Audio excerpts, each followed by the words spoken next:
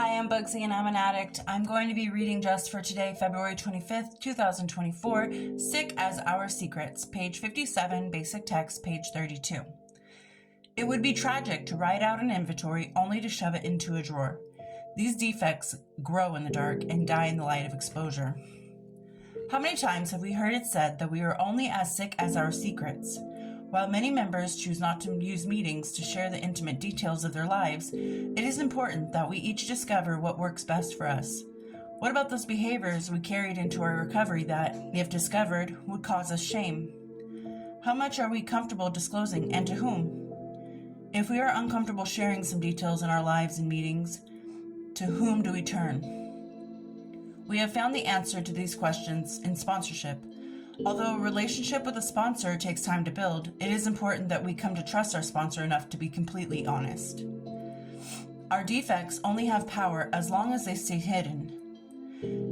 If we want to be free of those defects, we must uncover them. Secrets are only secrets until we share them with another human being. Just for today, I will uncover my secrets. I will practice being honest with my sponsor. Okay, so we're not always going to want to share our deepest, darkest secrets, especially during addiction. But I feel like telling people what you went through, especially if it's just, a close friend or sponsor, which should be a close friend of yours.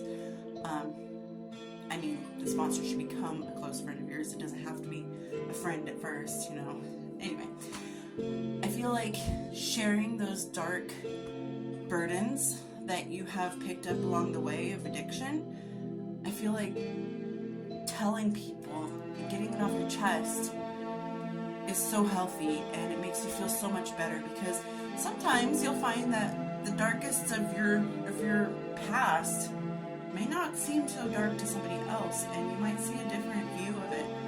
There might be a different perspective.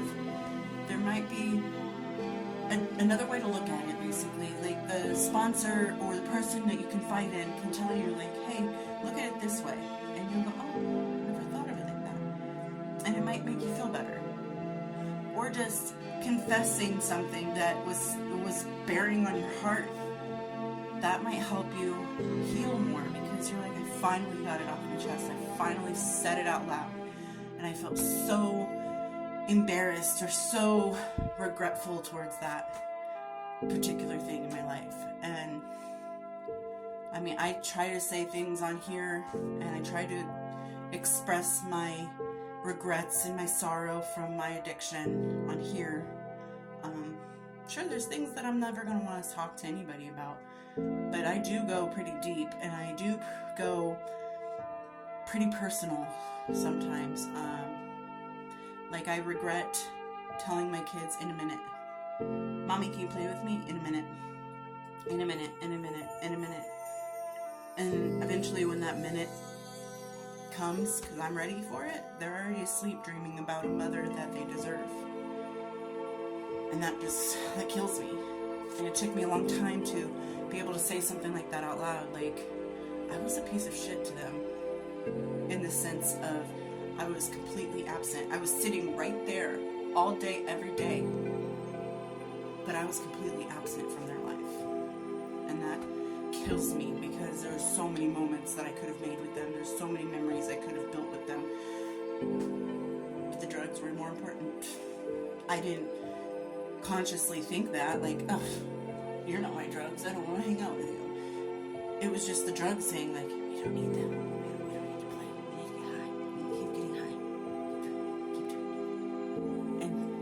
Unfortunately, I listened to the drugs, and I gave up the memories that I could have made with my kids. And now they have been adopted, and I can't see them and make new memories. So the memories that they carry are memories of Mommy brushing them off. No, not now, not now, not now. Basically telling them, you're not important enough for me to give you any time. And that kills me. And when I was finally able to admit it and say it out loud to my therapist, when I was finally able to say it out loud to a close friend, I felt a lot better. Not in the action that I did, but I felt a lot better being able to hear myself fully admit that I was wrong, that I did something that hurt someone else, and it kills me every day. I don't have to bear that burden alone anymore. I have people I can talk to about it. And though it may be like, you know, you were high, it's okay, like, you weren't thinking straight, I still sit there like, I should never let that happen. But it did happen, so I can't change it. And now that I have a new baby, and I have my son, I make the time to talk to them, to spend time with them. Of course, the baby I spend time with all day because she's barely not even 2 months old yet, so. But when my son wants to talk to me, we sit and talk. Even if about things I don't know what the heck he's talking about, video games or a rapper he likes, I don't. Hey, teach me. So I'm not making that mistake twice. So I think getting it off your chest and talking about it can not only help you open your eyes to understand why it happened, but it can also teach you the